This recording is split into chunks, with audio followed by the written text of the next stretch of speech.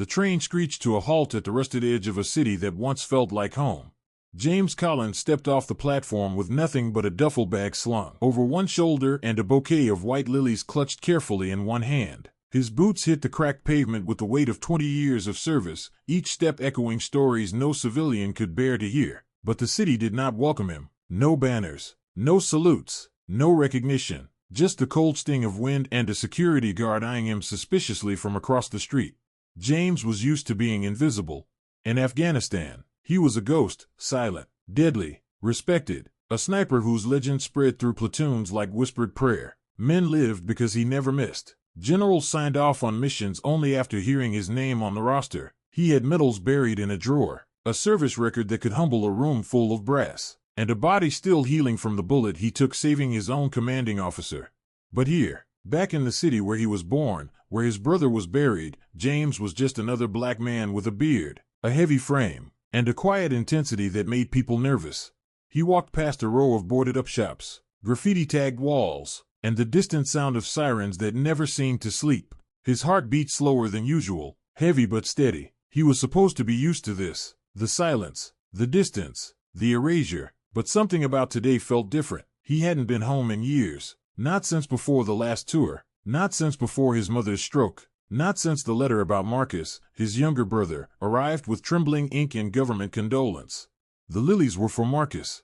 James paused at the old corner store, now shut down, where he and Marcus once stole candy as kids and got chased out by the laughing owner. That was back when the world was simple, when skin color didn't yet define how quickly a cop might draw his gun. That illusion had long since died.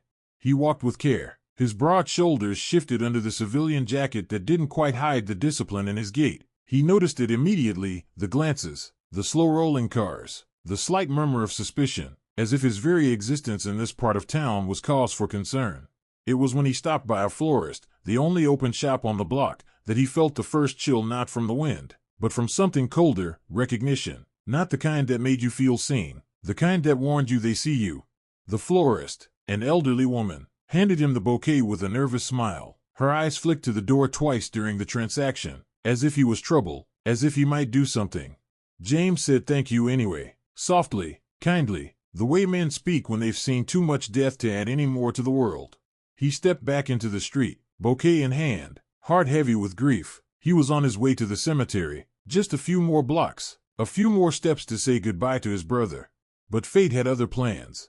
Somewhere across the street, behind a tinted car window, a white woman watched him walk. She saw the box tucked under his arm, the medal he planned to leave at Marcus' grave, and assumed it was a weapon. She couldn't see the pain in his eyes, or the reverence in his hands as he held the flowers. She saw a large black man, moving with purpose, carrying something unfamiliar.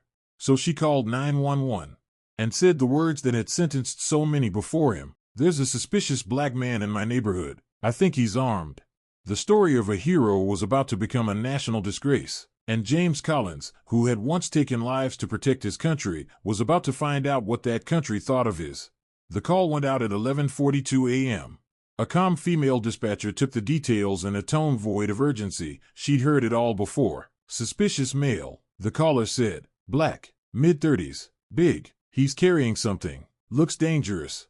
No weapon had been seen. No threat had been made. No crime reported. But those details were irrelevant. The wrong skin in the wrong place was often enough.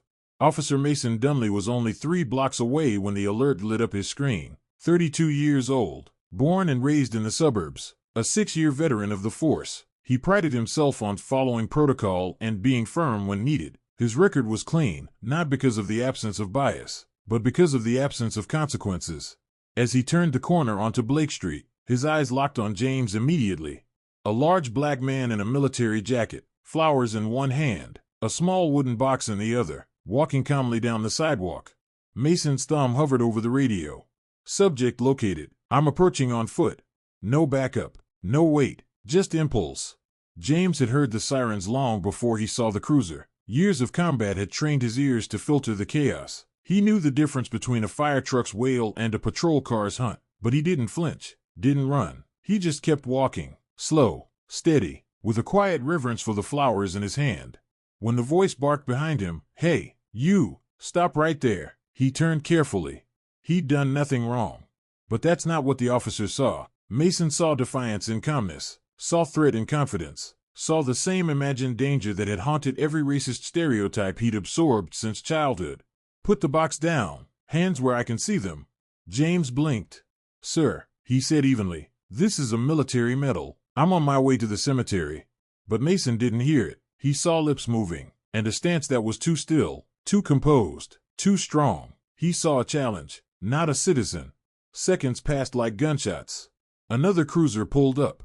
Doors flew open. Now there were 2 more cops, then 4, then 5. Guns drawn, commands shouted over each other. "Down on your knees. Drop the weapon. Hands on your head." A crowd was forming. Phones were out, but none of it slowed them down.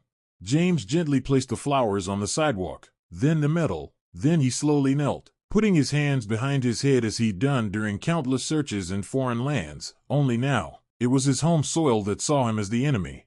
One officer rushed in. James didn't resist. Another twisted his arms violently behind his back. The third shoved his face to the concrete. His cheek split open on the asphalt. A knee pressed into his spine until he gasped. The flowers lay crushed under one boot. The box lay cracked, the middle sliding half out, reflecting sunlight like a scream. "You people think you can do whatever you want," one of the cops muttered. "Just another thug pretending to be something he's not." James didn't answer. He couldn't. Blood from his split lip filled his mouth. He wasn't thinking about freedom or fairness. He was thinking about Marcus, about how he'd promised to visit, about how he'd chosen lilies because his brother hated roses, about how none of this should be happening, not again, not here. And yet, somehow, it always did. The arrest was swift. The report was vague. The justification was uncooperative behavior and possible firearm. No one asked for ID. No one checked the box. No one saw the Marine Corps insignia tattooed on his chest, just beneath the collar. He was shoved into the back of the cruiser like a trophy. And the city rolled on, indifferent.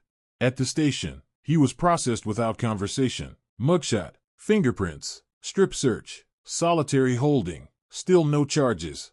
His name was logged into the system, James Elijah Collins. But to the men with badges, he was just another dark body to control. No one looked closer. No one recognized the name. No one connected it to the very sniper who'd saved a senator's son in Kandahar 5 years earlier. The silence was complete. And for the first time in years, James Collins felt something he never allowed himself on the battlefield: helplessness. Outside, the broken flowers still lay on the sidewalk. Inside, a war hero sat behind steel bars, forgotten by the country he bled for. Let's take a short pause. Tell us in the comments, where are you listening from? And have you ever experienced something similar? Have you ever felt injustice, bias, or humiliation just because of who you are? We want to hear your story. Make sure to subscribe so you don't miss what's coming next. It only gets more powerful from here. Now, let's continue. The cell door clanged shut behind him with the weight of a verdict. No trial, no charges, no explanation, just the raw metal scream of rusted hinges locking a war hero away like an animal.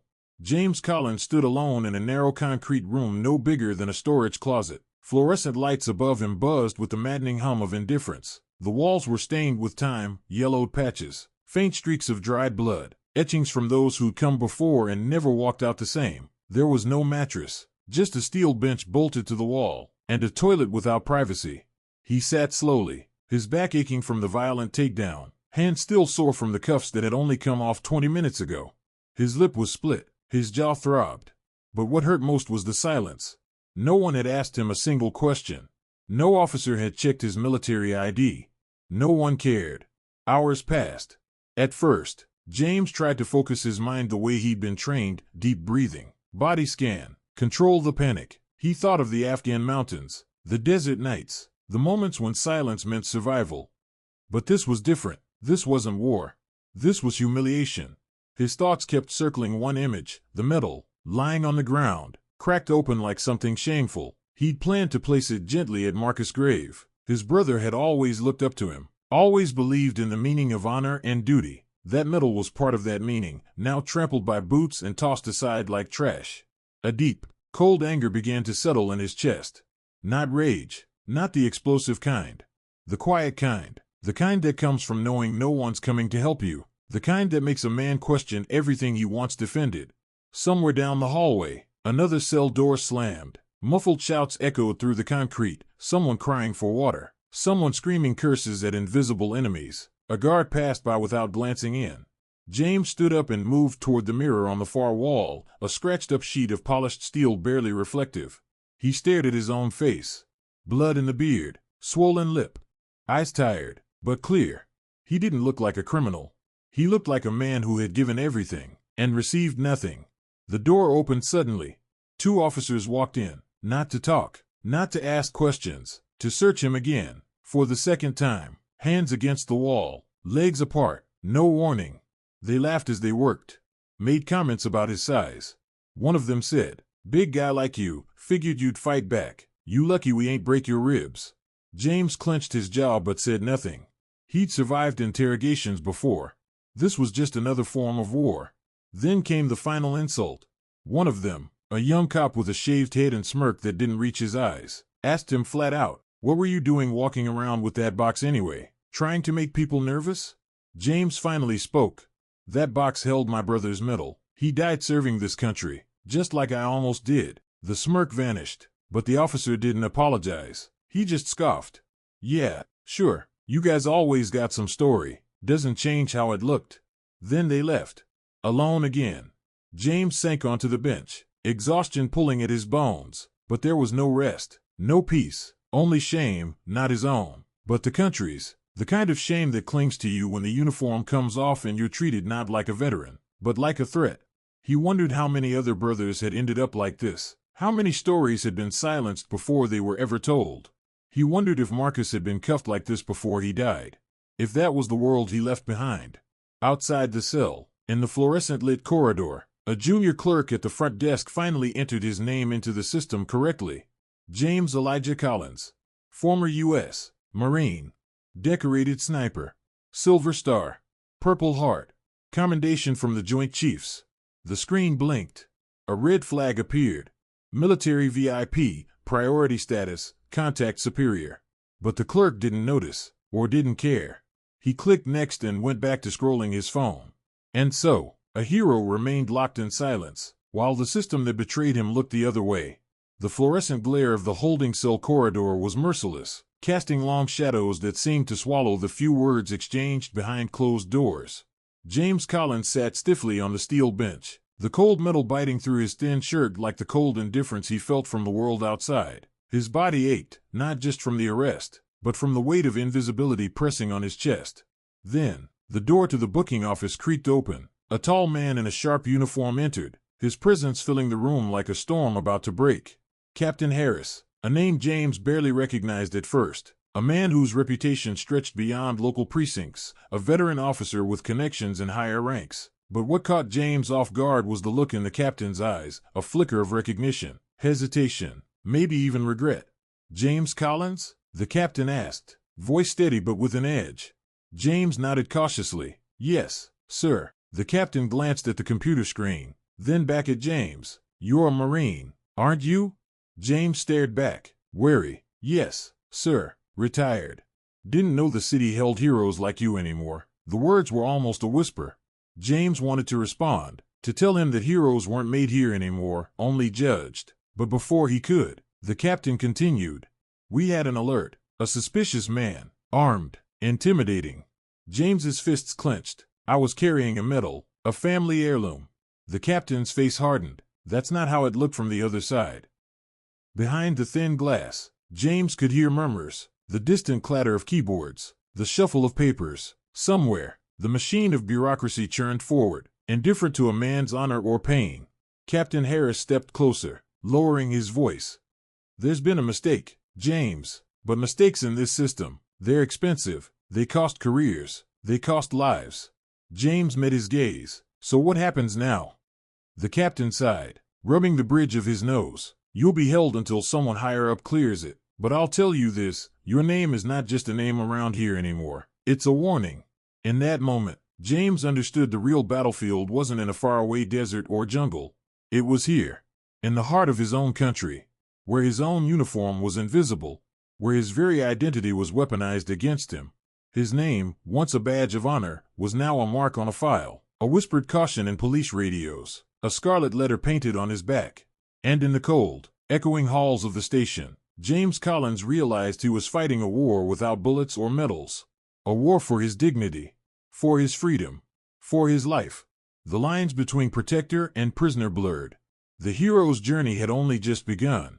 The sterile buzz of the police station was punctuated by the relentless ticking of the wall clock. Hours had stretched into what felt like an eternity for James Collins, the Black Marine sniper now trapped in a nightmare of prejudice and silence. His once proud shoulders stooped under the weight of cold concrete and colder stares.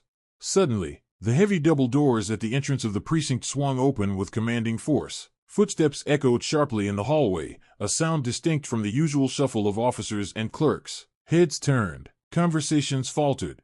A tall man in a crisp, four-star general's uniform strode into the station. His presence alone shifted the atmosphere like a storm breaking through a suffocating heat. General Charles Matthews was a legend, his name whispered with reverence in military circles across the nation. And today, he was here for one purpose, to right a wrong no one else dared confront.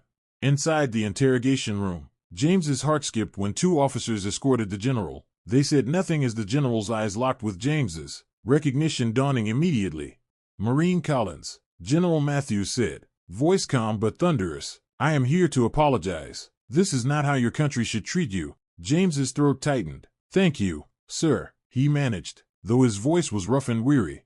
The general's face grew stern, his gaze sweeping the room. "These officers have made a grievous error, driven by assumptions and bias. This stops now." Outside the room, officers exchanged uneasy glances. Some avoided looking at the general, others straightened, suddenly aware that the rules had changed. It wasn't just about law enforcement anymore, it was about honor, justice, and accountability.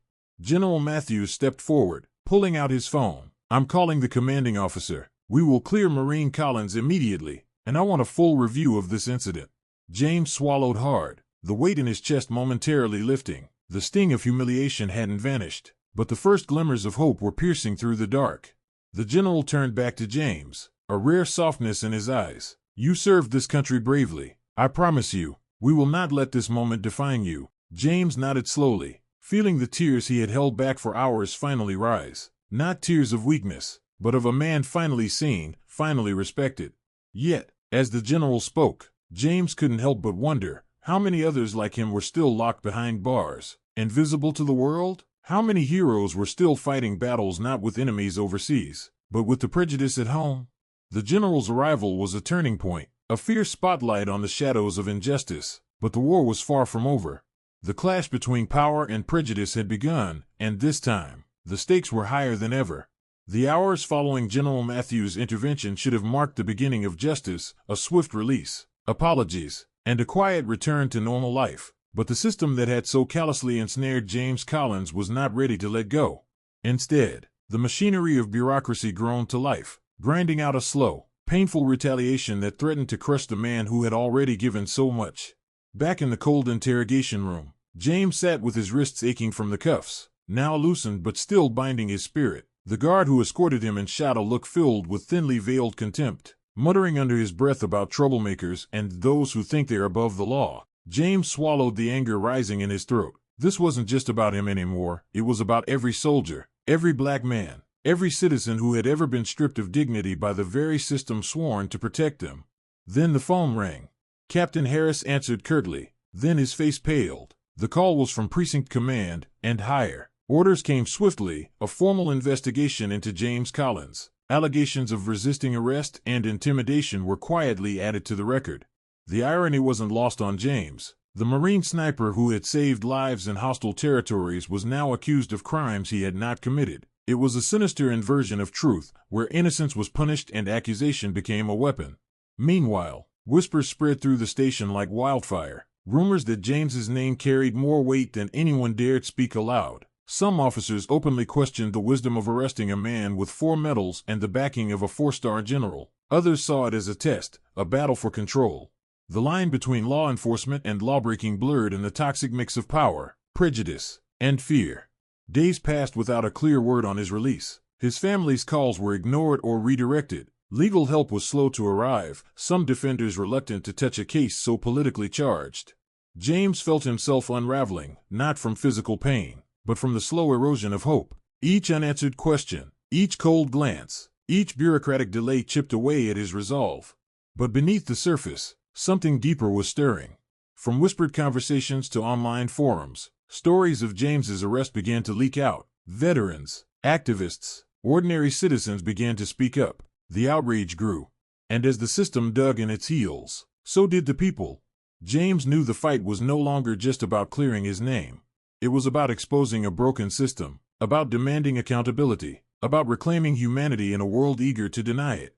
The unraveling had begun, and there was no turning back. The night air hung heavy with tension, a thick veil over the city streets where shadows moved like restless ghosts. Inside the dimly lit holding cell, James Collins sat quietly, his mind racing with every heartbeat echoing off the cold concrete walls. The system was closing in tighter, and the promises of justice felt like distant echoes drowned out by the clatter of indifference. But James wasn't done. Not yet. Word had spread, quietly at first, then like wildfire, through the networks of veterans, activists, and citizens who refused to accept the injustice inflicted on a decorated Marine. Messages flashed across encrypted apps, calls were made in hushed tones, and plans were whispered behind closed doors. The story of James Collins was no longer just about one man. It had become a symbol of a broken system. Outside, a storm was brewing. That storm ignited when the first news broke. A trusted guard, moved by James's story and the blatant injustice, smuggled a simple but powerful tool, a small metal key, into the cell. It wasn't much, but it was enough. On a cold, restless night, with guards distracted and the station's routine lax, James slipped the cuffs from his wrists. His heart pounded, not just from adrenaline but from the surge of hope. Freedom was within reach. Silently, he navigated the labyrinth of corridors, shadows his only allies. Each step was a gamble, a test of nerve. The echoes of footsteps behind him grew louder, but he didn't stop. This was no longer just an escape, it was a declaration. Outside, the city was restless. Protesters gathered, fueled by stories of racial injustice and police brutality. They carried signs and chanted names, James Collins among them. The air crackled with defiance.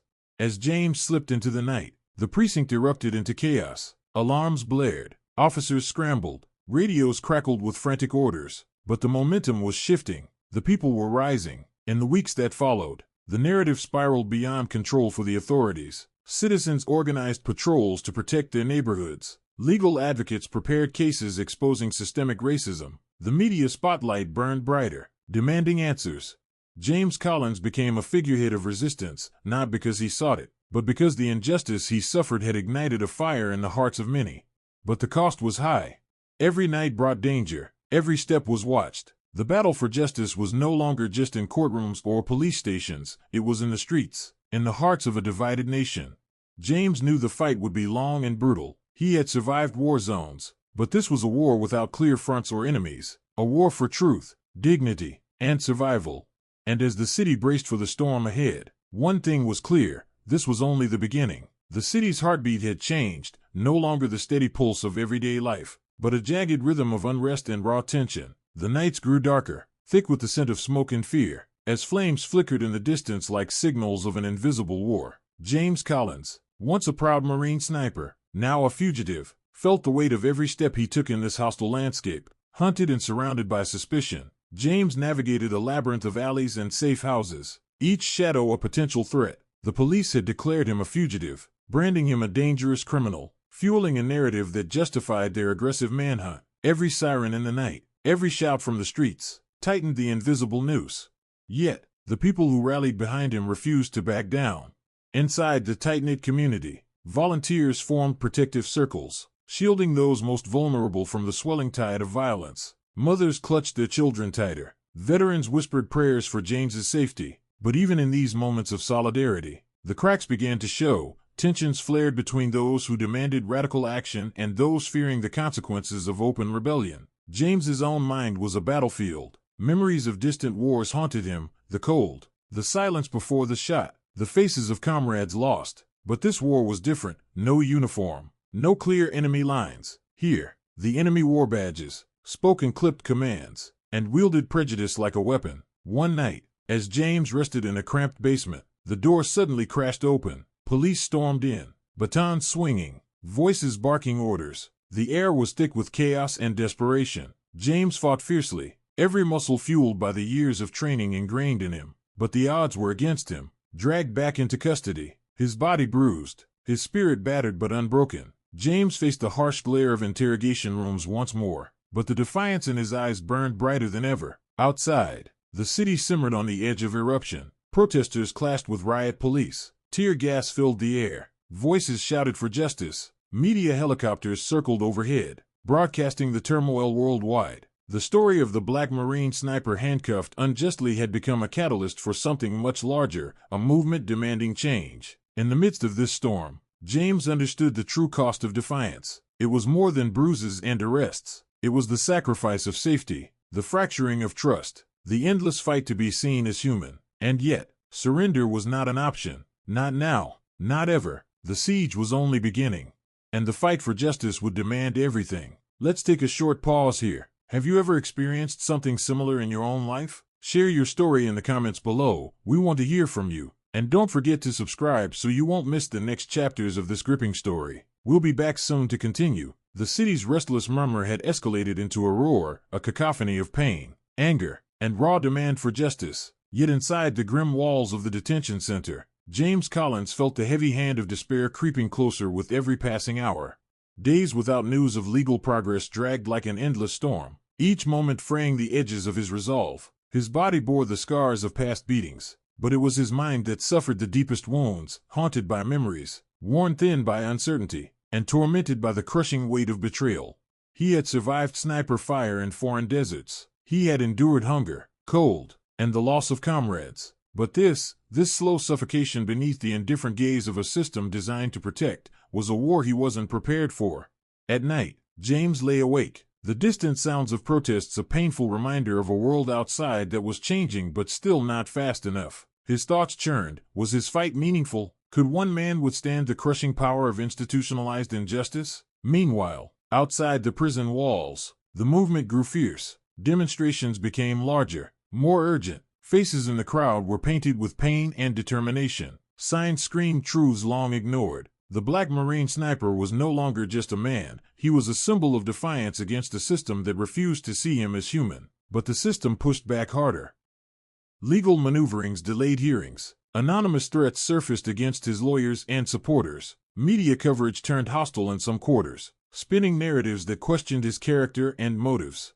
James reached a breaking point. During a rare visit, his closest friend and fellow veteran, Marcus, found him hollow-eyed but burning with fierce resolve. "You're not alone," Marcus said, gripping James's shoulder. "They want to break you, but we're with you every step." James's voice cracked but his spirit ignited. "This isn't just about me anymore. It's about all of us. If I fall, the movement falls. We have to keep fighting, no matter the cost."